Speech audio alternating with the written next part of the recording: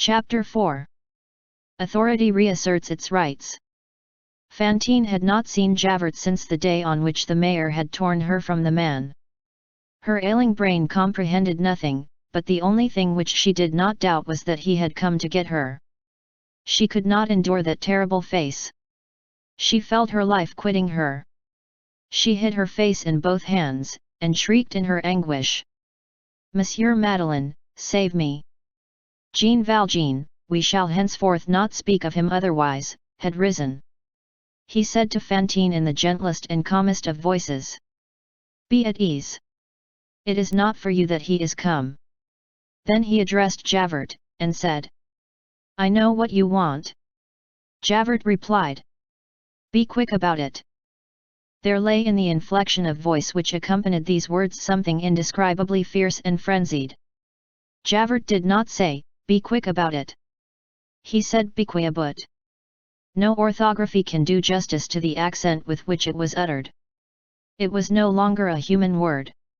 It was a roar.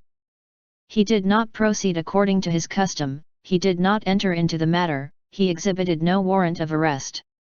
In his eyes, Jean Valjean was a sort of mysterious combatant, who was not to be laid hands upon, a wrestler in the dark whom he had had in his grasp for the last 5 years, without being able to throw him. This arrest was not a beginning, but an end.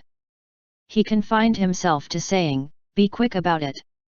As he spoke thus, he did not advance a single step. He hurled at Jean Valjean a glance which he threw out like a grappling hook, and with which he was accustomed to draw wretches violently to him. It was this glance which Fantine had felt penetrating to the very marrow of her bones 2 months previously.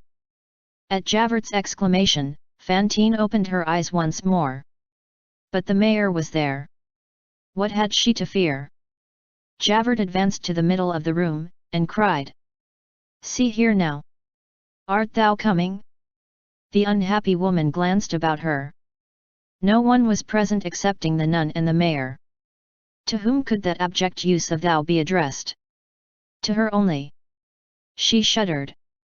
Then she beheld a most unprecedented thing, a thing so unprecedented that nothing equal to it had appeared to her even in the blackest deliriums of fever. She beheld Javert, the police spy, seize the mayor by the collar. She saw the mayor bow his head.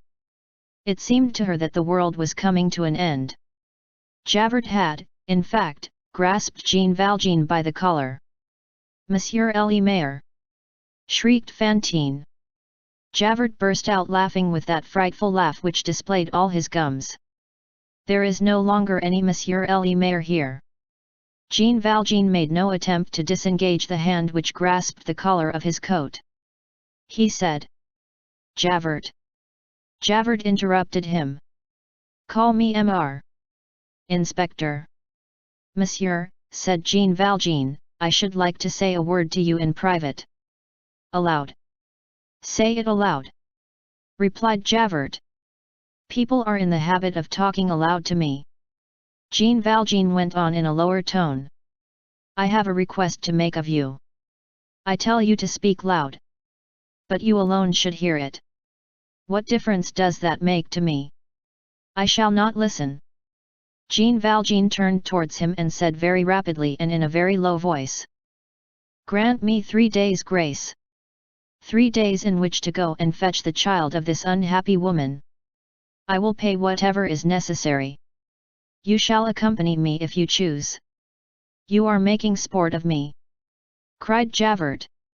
"Come now, I did not think you such a fool. You ask me to give you 3 days in which to run away. You say that it is for the purpose of fetching that creature's child. Ah! Ah! That's good! That's really capital!" Fantine was seized with a fit of trembling. "My child!" she cried, "to go and fetch my child! She is not here, then? Answer me, sister! Where is Cosette? I want my child! Monsieur Madeleine! Monsieur le Maire!" Javert stamped his foot. "And now there's the other one. Will you hold your tongue, you hussy? It's a pretty sort of a place where convicts are magistrates, and where women of the town are cared for like countesses. Ah! But we are going to change all that. It is high time. He stared intently at Fantine, and added, once more taking into his grasp Jean Valjean's cravat, shirt, and collar. I tell you that there is no Monsieur Madeleine and that there is no Monsieur Le Maire.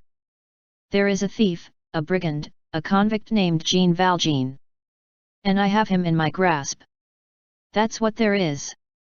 Fantine raised herself in bed with a bound, supporting herself on her stiffened arms and on both hands. She gazed at Jean Valjean, she gazed at Javert, she gazed at the nun, she opened her mouth as though to speak. A rattle proceeded from the depths of her throat, her teeth chattered. She stretched out her arms in her agony, opening her hands convulsively, and fumbling about her like a drowning person. Then suddenly fell back on her pillow. Her head struck the headboard of the bed and fell forwards on her breast, with gaping mouth and staring, sightless eyes. She was dead.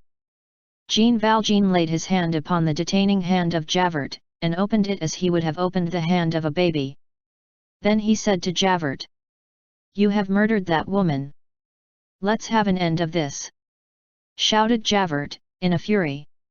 "I am not here to listen to argument. Let us economize all that. The guard is below.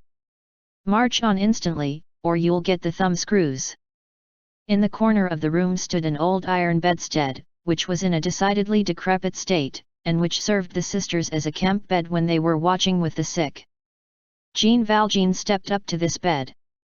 In a twinkling wrenched off the headpiece, which was already in a dilapidated condition, an easy matter to muscles like his, grasped the principal rod like a bludgeon, and glanced at Javert. Javert retreated towards the door. Jean Valjean, armed with his bar of iron, walked slowly up to Fantine's couch. When he arrived there he turned and said to Javert, in a voice that was barely audible, "I advise you not to disturb me at this moment. One thing is certain, and that is, that Javert trembled.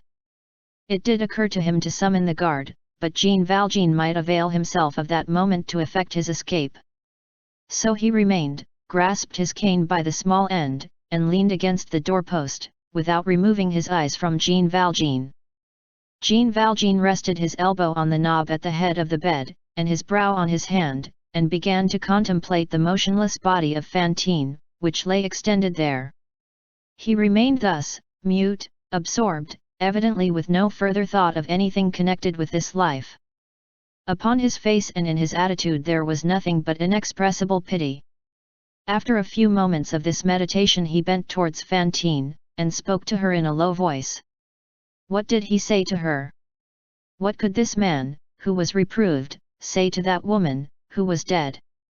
What words were those? No one on earth heard them. Did the dead woman hear them? There are some touching illusions which are, perhaps, sublime realities.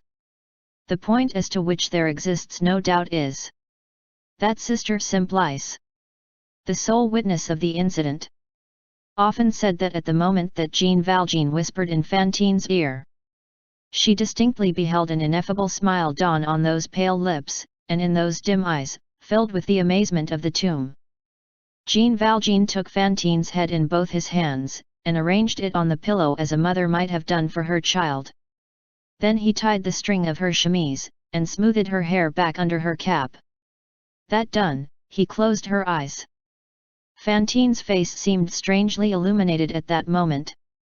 Death, that signifies entrance into the great light. Fantine's hand was hanging over the side of the bed. Jean Valjean knelt down before that hand, lifted it gently, and kissed it. Then he rose, and turned to Javert. "Now," said he, "I am at your disposal.